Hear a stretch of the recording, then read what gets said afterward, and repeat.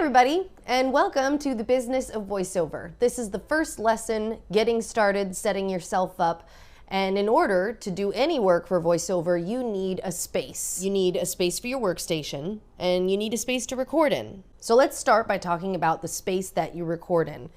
You do not need to drop $10,000 or more just to get your booth started. It will cost you some money, but if you start small and add as you are able, you won't need a business loan or anything. The space you pick for recording should be as enclosed as possible. Work with what you have. Closets are the easiest, or you can put up blankets to block off the corner of a room. Basements are great because they're either all the way underground or halfway underground, so there's already a lot of sound isolation happening down there. In choosing this space, you want it to be something where if there's any noise where you live at all, which most of the time there is, this space helps block that out.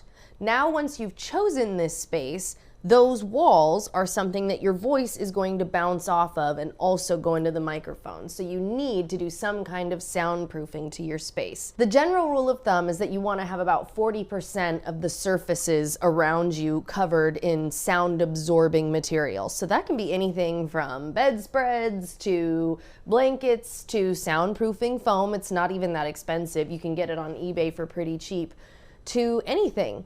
You want to have carpets. If you don't have a carpet, you'll want to get a little throw rug and lay something down underneath the microphone where you record at.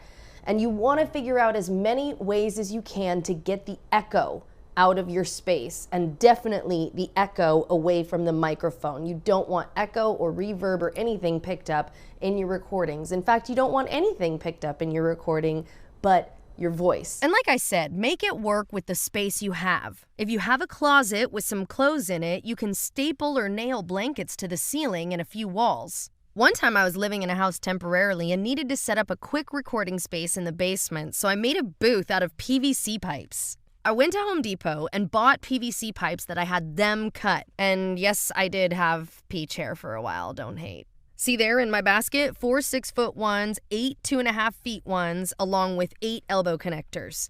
Put it together in less than 5 minutes, and it was all for about $25. Anyway, I put my mic stand in there, draped some sleeping bags and old towels over it, clamped a light on it, and bam, I had myself a booth. Some products I like. Foam Express on eBay is great. I think I got all that there for about $60, and it comes with the spray glue. Also, these porta booths are pretty neat. You can buy a brand name one, or there are videos on YouTube to make these for about $30. The last thing I want to say about this is that it's all constantly evolving. I mean, the standards were much lower when I first started doing small market jobs. They have evolved to become a bit higher standards, but then the ways to make your room sound soundproof has also evolved. I just found out today about this thing called the Chaotica eyeball. Look at this. It's like a globe with a pop filter on this sphere that encases your microphone and apparently blocks out all other room noise, which would be amazing. Like, how annoying that I'm finding out about this the day after I built a massive vocal isolation booth. Anyways, you always want to be checking on what kind of solutions people are coming up with to increase your workflow, increase your productivity, and increase your bottom line. Ultimately, you're going to set up your place where you record things. You want to close it off. Like if you have a door, close it, do it however you would do at the moment you would be recording. Get up, go press record, and record 10 seconds of just the silence, the ambiance, the room noise.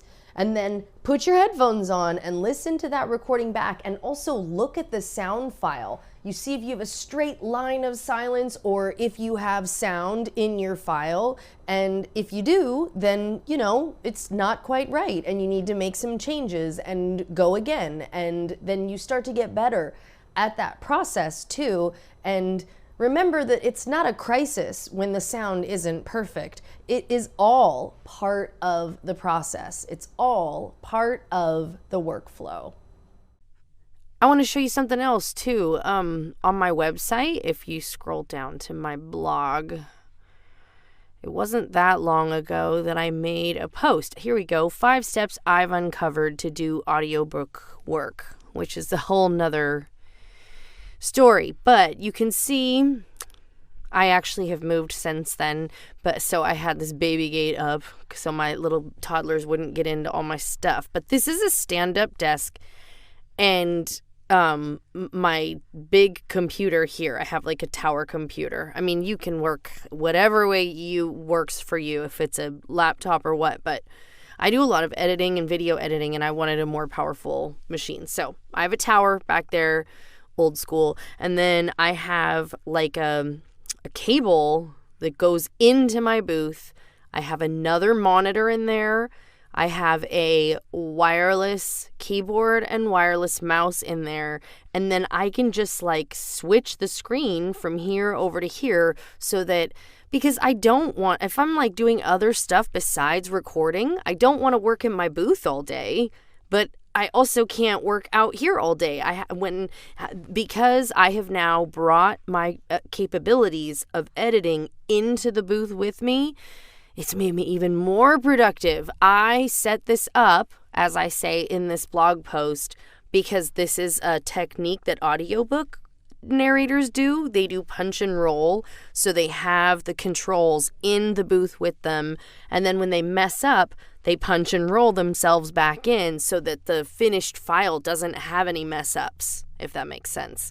So I did an audiobook last year, and I wanted to give this technique a try. And though I still am not fluent in that way to work the commands super well, I love the setup. I'm in my booth right now, and I have the computer routing into me right now in my new place, which is way slicker than that place. In fact, let me post a video of it here.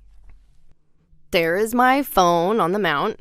There is my monitor, and I have it on a KVM switch so I can route my monitor to my booth or to my stand-up desk out there. I've got the ambiance lighting, and then I read scripts from my Surface Pro 4 while I run my DAW on this monitor with a wireless keyboard and mouse. Anyway, I'm showing you all this to say that this is an ever-evolving process. It's always changing.